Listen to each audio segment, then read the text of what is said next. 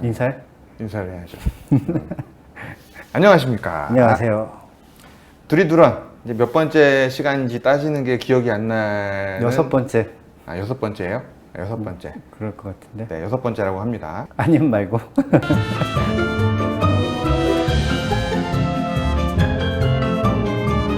네, 두리두런 여섯 번째 시간입니다. 특이하게도 우리 두리두런 영상을 보시고 댓글을 주신 분이 계셨어요. 네, 한 분이었나? 한 분? 네, 한 분. 네, 유일한. 네, 약간 시청자 의견이면서도 약간 건의사항 같은 느낌으로 어떤 의견이었죠? 타인의 삶도 리뷰가 가능한가? 네. 바두광님이었던 것 같은데. 타인의 삶 리뷰가 가능한가요? 이렇게 이제 물어보셔가지고 사실 둘이서 그 댓글을 본 시점이 다를 거예요. 다르겠지. 언제 보셨어요? 댓글이 달리고 나서 바로? 하루 이틀 정도 있다 본 것 같은데요. 저도 하루 이틀 정도 있다 봤을 텐데 중요한 건 저는 그 댓글을 보자마자 보기 시작했어요. 나는 안 봤어? 타인의 삶을 무슨 영화지? 어. 사실 우리나라에도 비슷한 제목의 드라마도 있고 그래서 타인의 삶? 이거 뭐지? 하고 검색해봤더니 동독 정보기관에서 일하던 사람의 이야기를 다룬 타인의 삶이라는 영화를 전 댓글 달리자마자 보기 시작했습니다. 유튜브에서 구매가 1,000원이더라고요. 보통은 대여가 한 1,200원 하는데 싸서. 이건 구매가 1,000원이더라고요. 그래서 오늘 영화는 바로 타인의 삶. 타인의 삶. 리뷰 시작해 볼까요? 어색하군요. 어색하네요. 네. 오래간만에 하니까 네. 또 어색하네. 리뷰를 시작하겠습니다. 재밌게 봤어요? 재미라고 하는 게 이제 여러 가지 요소가 있을 텐데 저는 되게 집중도 있게 봤어요. 아, 몰입해서. 집중해서 봤다. 네. 몰입해서 봤느냐의 의미면 재미있었던 영화고 아무튼 전 굉장히 집중해서 잘 봤습니다. 전체적으로 좀 우울한 이야기잖아요. 동독의 이야기고 남을 감시하는 이야기니까 그렇죠. 막 보고 싶다라는 생각으로 보진 않았고 영화도 꽤 길어가지고 오랫동안 봤죠. 영화가 꽤 깁니다. 한 2시간 20분 그쯤 됐던 것 같은데 정도 하는 영화인 것 같은데 영화의 시작은 신문하는 장면으로 시작을 그렇죠. 교수 수업하는 내용이었죠. 수업하는 내용. 비슬러 맞나? 그렇죠. 비슬러가 수업하는 내용. 거기서 이제 신문 기술, 뭐 심리학적인 내용도 나오고 어떻게 이 사람 지금 어떤 상황이기 때문에 어떻게 해야 한다. 뭐 그래서 고문하는 장면이지 실제로는 잠을 안 재우고 진실을 뽑아내고자. 그럼 심리학에서 이제 발견한 것들 있잖아요. 그런 이제 이론들을 이제 가지고 이 사람이 이러저러한 상황이기 때문에 분명히 뭔가 숨기고 있다.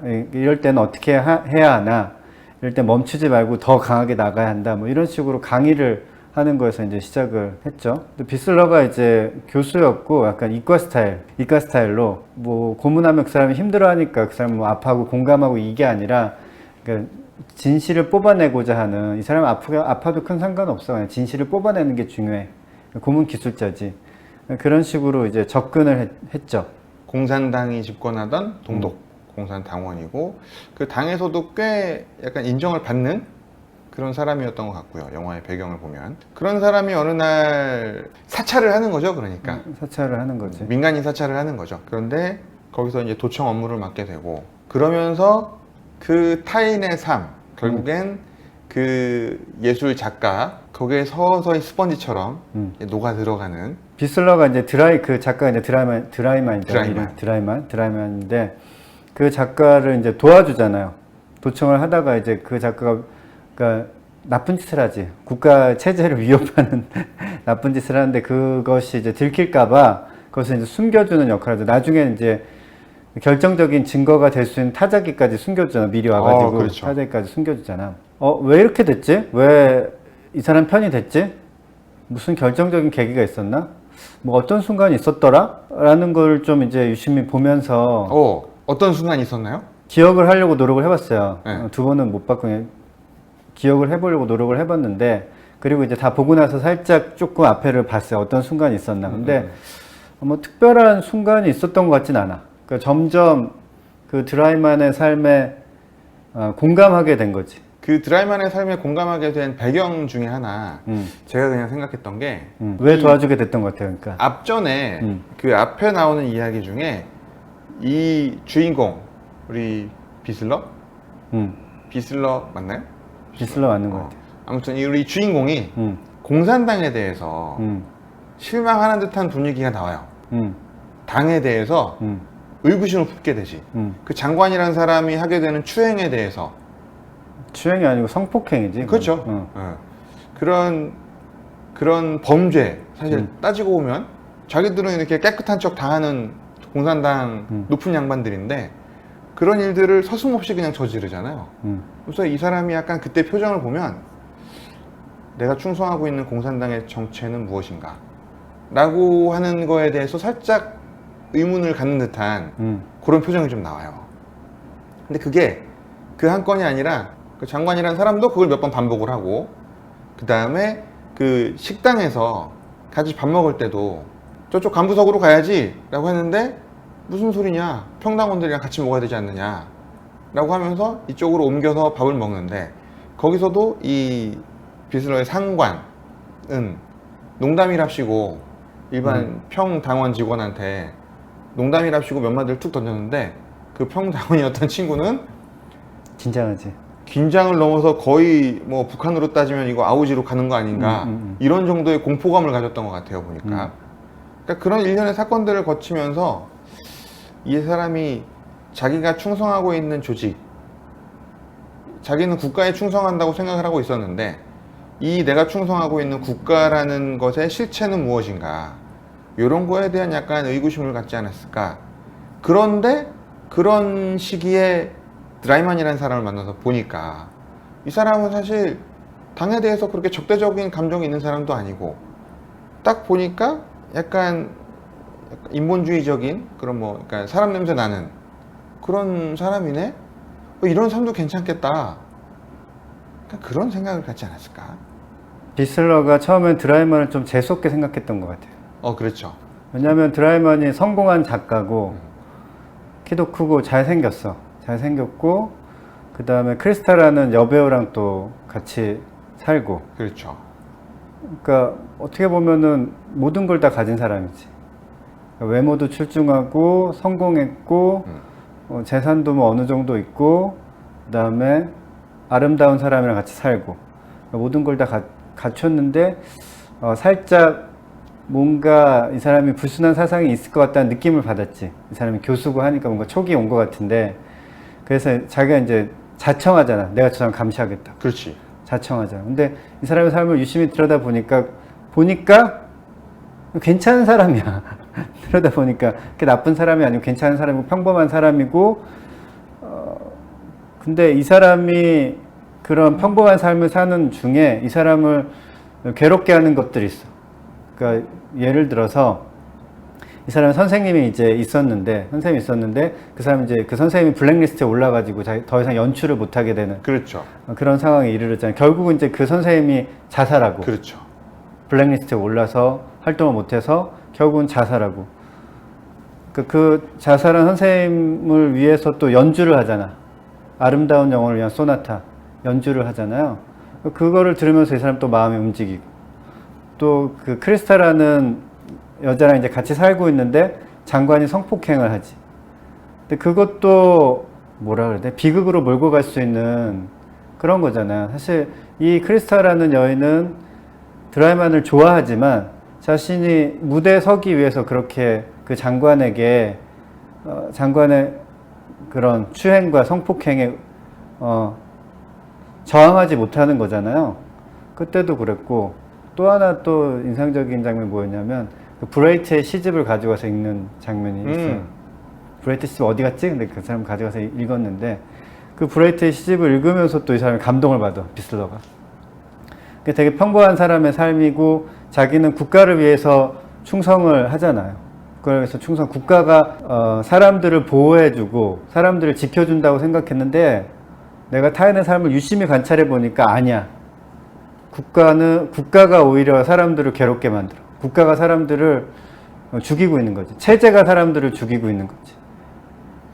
그러니까 이 사람이 불순한 사상을 가지고 있어서 나라의 해가 된다, 국가의 해가 된다고 생각을 해서 이제 도청을 시작을 한 건데 잘 봤더니 그게 아니라 국가가 이 사람을 죽이고 있구나. 그래서 좀 그 반전이 일어났다고 생각을 해요. 이 여러 가지 사건들로 인해서. 사람됨에 대한 거에 대한 내적 갈등, 그다음에 그 시점에 국가에 대한 의문도 많이 갖게 된 것 같고, 조직, 당, 이거 과연 뭔데 나는 누구를 위해서 이렇게 타인에게 고통을 가하면서 그래야 하는 것인가 라는 거에 대한 스스로도 의구심이 많이 들지 않았을까. 그러니까 평범한 사람의 삶을 파괴하면서 나는 체제 유지를 위해서 일을 하고 있는 거죠. 근데 그 체제 유지라는 것도 그 체제라는 거대한 체제, 국가라는 거대한 체제의 목표라는 것은 사람들의 삶을 보호하려고 하는 거죠. 근데 그게 아니야. 오히려 사람들의 삶을 파괴하고 있지. 그러니까 이거는 내가 속고 있는 거라고 생각을 한 것 같아요. 약간 스스로에게 내린 양심선언 같은 그런 행동들을 하는 거죠.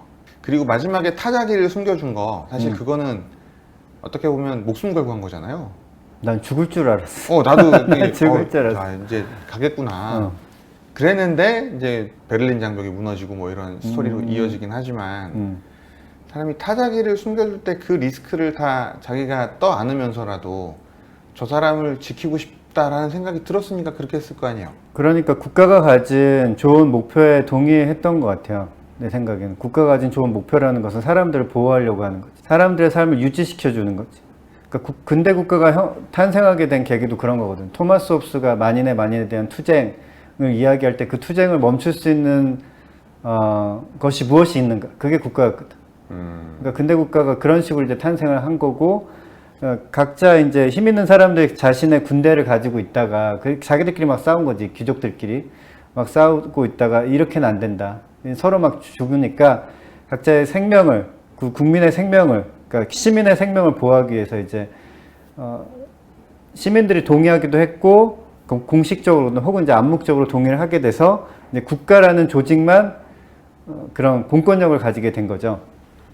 국가라는 어떻게 보면 이제 유일하게 이제 합법적으로 공권력을 가진 이제 조직이 탄생을 하게 된 거고, 탄생하게 된 계기는 사람들이 거기에 동의를 했기 때문이지. 나의 생명을 보호해라. 시민의 생명을 보호해라. 나도 내 의무를 다할 테니. 나도 의무를 조금 할 테니 많이 해야 됐나? 모르겠어. 어쨌든 할 테니까 내 생명을 보호해 달라는 거지. 지금도 국가가 가진 제일 중요한 기능 중에 하나는 그거야. 그렇죠. 생명과 재산을 보호하는 거. 국민의 생명을 보호하는 거. 그래서 코로나가 이제 막 창궐했을 때 방역 조치를 할 수 있었던 것은 그런 목표가 있었기 때문이죠. 사람의 생명을 보호한다. 근데 그거에 동의를 했기 때문에 이 시스템이 무너지면 우리가 죽을 수 있어. 이거 무너지면 우리 다 죽어. 그러니까 이거 유지해야 해.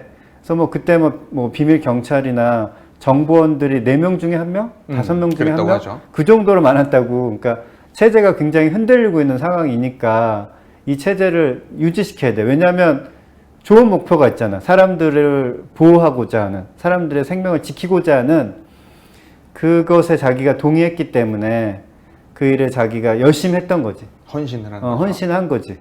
근데 타인의 삶을 내가 유심히 지켜보니까 아니었어. 체제가 오히려 사람을 죽이고 있네. 그러면서 이제 그게 바뀐 것 같아요. 이 내적 갈등에 대한 걸 사실 그렇게 심각한 표현 없이 잘 풀어낸 것 같은 영화라는 생각이 들었어요. 그렇지. 사람이 잘 안 변하거든. 네. 사람이 잘 안 변하는데 뭐 어떤 결정적인 계기가 있었거나 혹은 뭐 내가 사랑하는 사람 누군가 드라마니 구해줬어.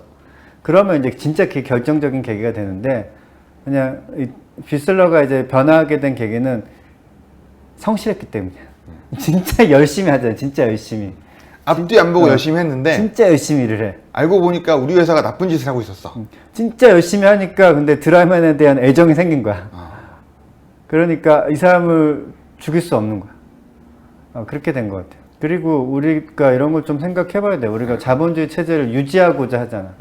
근데 어떻게 보면 자본주의가 우리를 죽이고 있는 게 아닌가? 기후변화 얘기 나오면서 그 얘기 많이 나오죠. 네. 패션 업계 뭐 이런 거 얘기 나오고. 자본주의로 인해서 우리가 뭐 대량 생산 체제에서 막 자본주의 인간의 욕망을 이용해서 우리가 싼 가격에 좋은 물건들을 막 가지게 됐잖아. 근데 이게 결국 우리를 다 죽이게 되는 거 아닌가?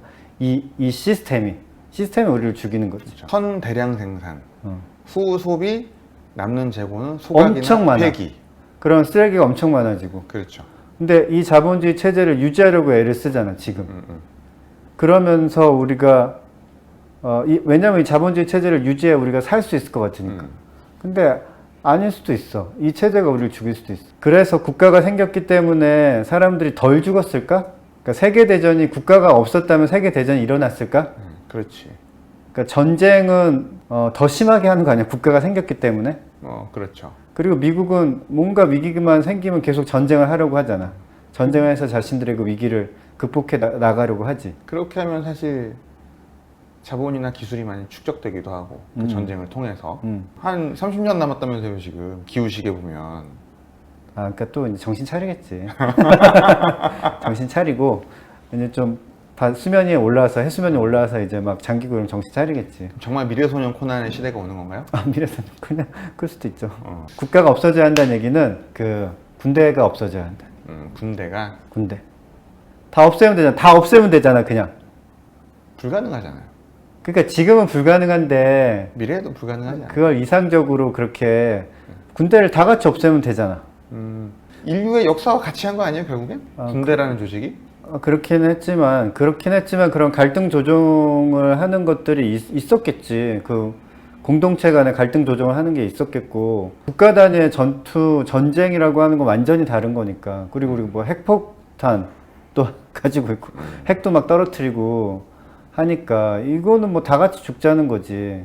굉장히 무시무시한 상황이 된 거지. 우리는 지금 우리의 정신이 발전하면 돼요. 그러니까 예를 들어 우리가 아이들 체벌하는 거에 대해서 예전에는 애들 좀 때려야지 교육할 때. 그러니까 미국 같은 나라도 소로 조지 소로? 기억 갑자기 생각이 안 나네. 소로 형님이라고 내가 맨날 그래. 돈 버는 사람? 데이빗 소로. 데이빗 소로? 뭔가 헬리 데이빗 소로인가 그랬던가. 근데 그 사람이 살던 시기에 그 사람 하버드 나오고 고등학교 교사였는데 그다음에 체벌이 의무였대. 의무. 그 학생들을 체벌하는 게 의무야. 꼭 때려야 하는 거야. 아이들을 바른 길로 인도하기 위해서. 근데 그거에 이제 반항해서 그만뒀거든. 근데 그게 이제 상식이었던 거지. 사람을 때리는 게, 학생을 때려야 교육이 된다. 우리도 뭐 우리 시절엔 다 맞고 살았잖아요. 우리 시대도 그렇죠. 이상한 선생님도 되게 많았잖아요. 근데 지금은 우리의 상식이 어떤 게 어떻게 학생을 때려? 선생님이. 이게 상식이 됐잖아. 자식도 못 때리는 세상. 그렇지. 자식도 때리면 안 되지. 근데 이런 우리의 정신의 발전이 이루어지면, 그러니까 200년, 300년 후에는 어떻게 군대를 만들어? 어떻게 군대를 만들어서 나라 간에 전투를 하지? 이거는 말도 안 되는 이야기야. 우리 300년, 400년 전에 그런 걸 했대. 진짜 미개하지 않냐? 이런 식으로 우리의 정신이 다 같이 발전하면 가능하죠. 그 중에 누군가 하나 나오지 않을까? 그 중에 누군가가 이상한 놈이 나올 거야. 나오겠지. 그런 애들은 이제 경찰이 잡아야지. 그러니까 군대까지 필요는 없지. 경찰이 잡아야지. 그러니까 치안을 위한 경찰 조직은 필요할 것 같은데 군대를 없애기만 해도 군대에 들어가는 돈이 우리가 얼마나 많아요. 거기에 들어가는 에너지가 얼마나 많아. 그 에너지를 가지고 우리가 환경을 살리겠다고 달려들면 금방 될걸? 그러니까 모두가 다 총을 내려놓는 거지. 근데 지금은 네가 먼저 내려놔 이런 상황인데, 네가 내려놓으면 나도 내려놓을게 이런 상황인데 다 같이 내려놓으면 되는 거거든. 내려놓은 다음엔 다 총기를 다 파쇄를 해야 되는데. 파쇄를 해야 하는 거지. 누군가 또 감춰놓는 놈이 있겠지. 그럼요. 인류 역사는 그래 왔으니까. 그래서 폭력이라는 게 우리는 너무 자연스럽게, 우리 세대만 해도, 우리 어렸을 때만 해도 되게 자연스러운 거였지만 지금은 어떻게 학생들끼리 싸움을 해? 이런 생각 하잖아요. 그러니까 이런 정신의 발전이 이루어지면 그런 국가 시스템이 가지고 있는 군대라는 조직도 없어질 수 있지 않을까. 비슬러의 동기부여를 생각하다가 결국엔 여기까지 오게 되는데, 그러면 비슬러는 사실 국가와 국민에 충성을 하다가 이렇게 된 것이다. 비슬러는 좋은 생각, 좋은 목표가 있었던 것 같아요. 그러니까 사람을 살려야 한다. 사람의 생명을 보호해야 한다. 그런 생각이 있었던 것 같아요. 근데 그거의 수단이 국가였던 건데 알고 보니까 아니었어. 국가는 사람을 죽이네? 시스템이 사람을 죽이네? 라는 걸 발견한 거죠. 타인의 삶을 열심히 들여다보니까. 이 비슬러, 우리 주인공은 좌천되죠. 다행이지. 좌천돼서. 난 죽을 줄 알았는데. 좌천이 돼요. 그 다음 스토리가 있어가지고 살려놓은 것 같아. 동독이 어느 순간부터 자살률에 대해서 이제 보도를 하지 않게 됐는데, 사실은 자살률이 엄청 높다. 근데 자살이라고 하는 것은 그냥 그 사람이 죽는 게 아니라 누가 그 사람을 죽이고 있는 거지. 누가? 시스템이. 국가라는 동독 공산주의 시스템이 사람을 죽이고 있는 거지. 결국은 자기 선생님도 죽였고 자기 연인도 죽였고 그 국가 시스템이. 그렇죠. 그렇게 된 거죠. 자살을 하는 것은 한 사람 한 사람의 정신이 나약해 빠졌기 때문이 아니지. 사실은 자살률이 높다는 것은 그 나라에 문제가 있다고 볼 수 있죠. 그러니까 우리나라가 자살률도 높고 출산율도 낮고 이거는 뭔가 큰 문제가 있다는 거야, 우리나라에. 이렇게 사는 거에 별 의미가 없다. 그러니까 이거에 누가 책임을 져야 할까? 뭐 다 같이 책임을 져야 하겠지만 정치인들이 이제 그거에 대한 책임감을 많이 가져야 할 것 같고, 그 다음에 나는 여러 가지 이제 컨텐츠들, 뭐 영화나 드라마나 이런 거에서도 그렇게 따지면 작가들, 기자들 이런 사람들도 책임이 나는 크다고 생각해. 어떤 책임? 그 작가들 같은 경우에 나는 그런 거 되게 많이 보는데, 결혼하지 마 이런 메시지를 줄 때가 너무 많아. 혼자 살 수 있으면 혼자 사는 게 좋아 이런 메시지 줄 때가 되게 많아요. 그 삶이 허무하다는 메시지를 줄 때도 너무 많아. 뭐 죽는 것도 나쁘지 않아 이런 식의 뭔가 희망을 가져, 이게 아니라 삶에 희망이 어딨어, 그냥 사는 거지. 이거는 작가들의 역할이 나는 크다고 생각해. 드라이만도 작가잖아. 거기에 무슨 얘기가 나왔더라? 작가는 영혼의 수리공인가? 뭐 이런 얘기가 그런 얘기 나오죠. 예. 그러니까 우리가 어떤 생각을 하느냐, 어떤 삶의 목표를 갖느냐, 어떤 삶의 자세를 가지느냐, 이거에 큰 영향을 미치는 사람이 난 작가라고 생각을 하거든. 그 작가가 하는 그 쓰는 글들이 여러 가지 형태로 나오게 되지. 드라마로 나올 수도 있고 영화로 나올 수도 있고 예능도 작가들이 다 있잖아. 어떤 뭐 라디오 프로그램도 작가가 있고.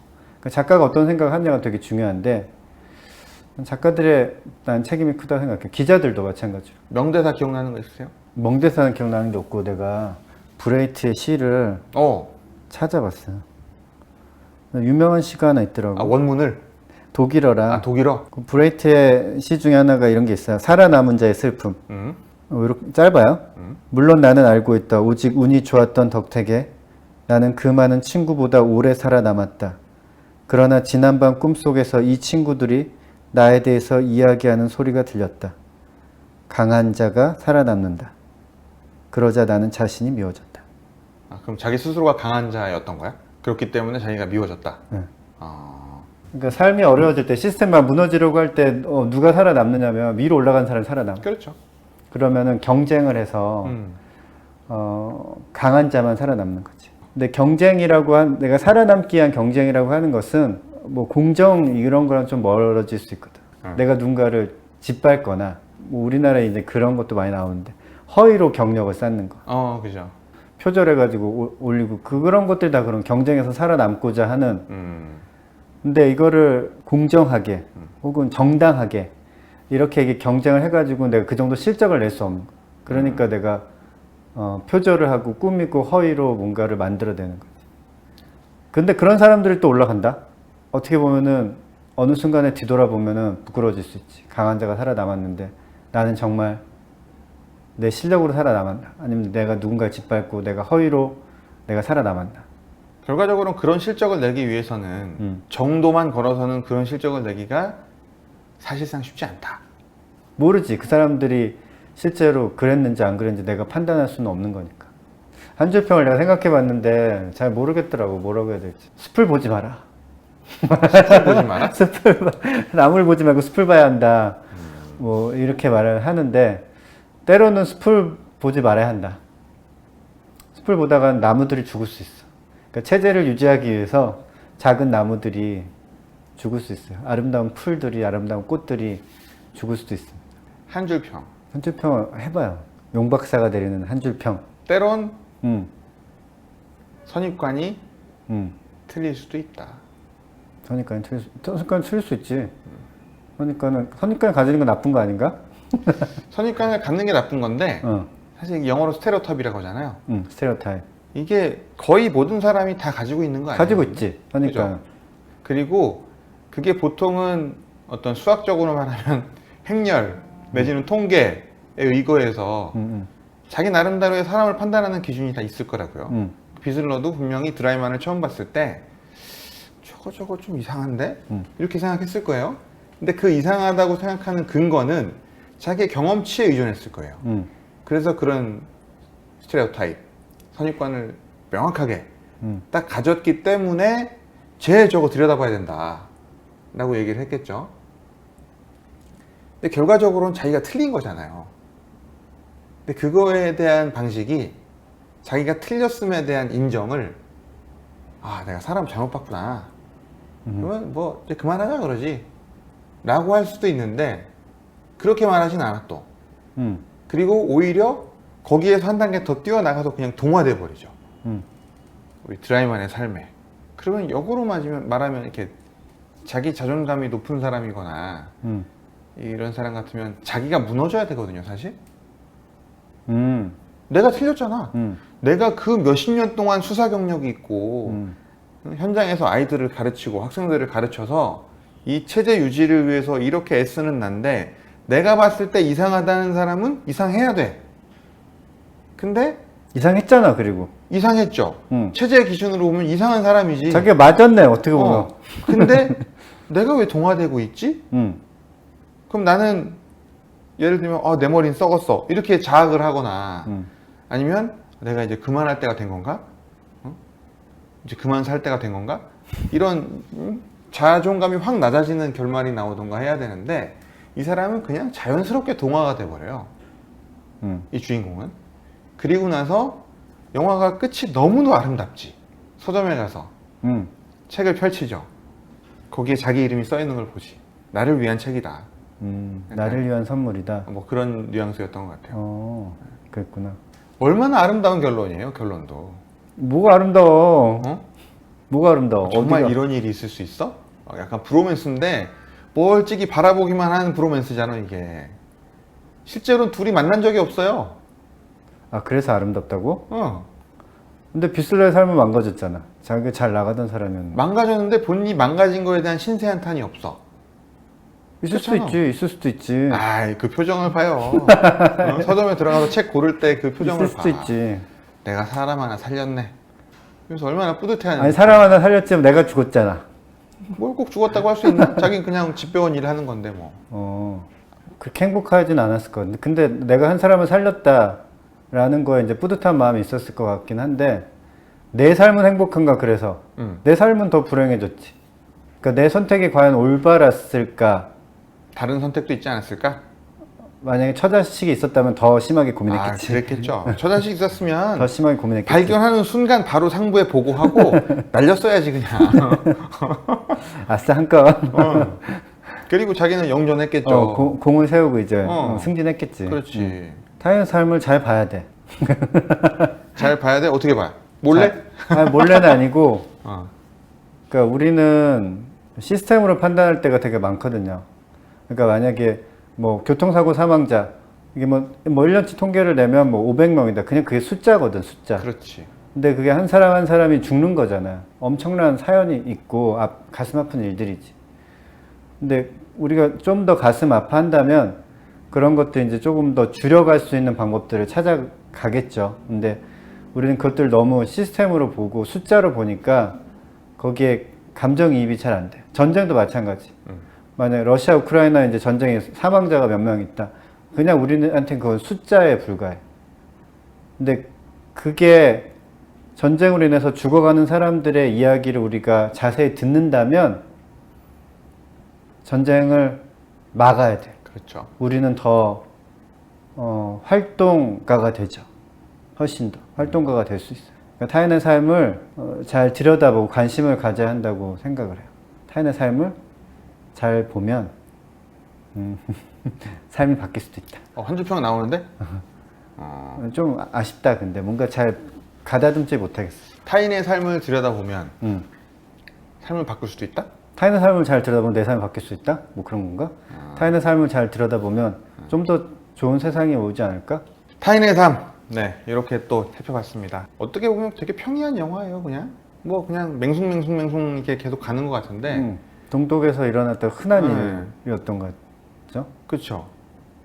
근데 그런 맹숭맹숭함이 이어지니까 약간 긴장감을 유지하면서 사람을 빨아들이는 뭔가 있는 것 같아요. 타인의 삶. 댓글 남겨주신 우리 바두광님 혹시 이 영상 보시게 되면 네, 감사의 말씀을 드리고요. 네. 혹시 뭐 하신 말씀? 없어요. 네. 그러면 타인의 삶 두리두런 시네마 여섯 번째. 두리두런 시네마 6번째 타인의 삶 여기서 마치겠습니다. 시청해주셔서 감사합니다. 고맙습니다.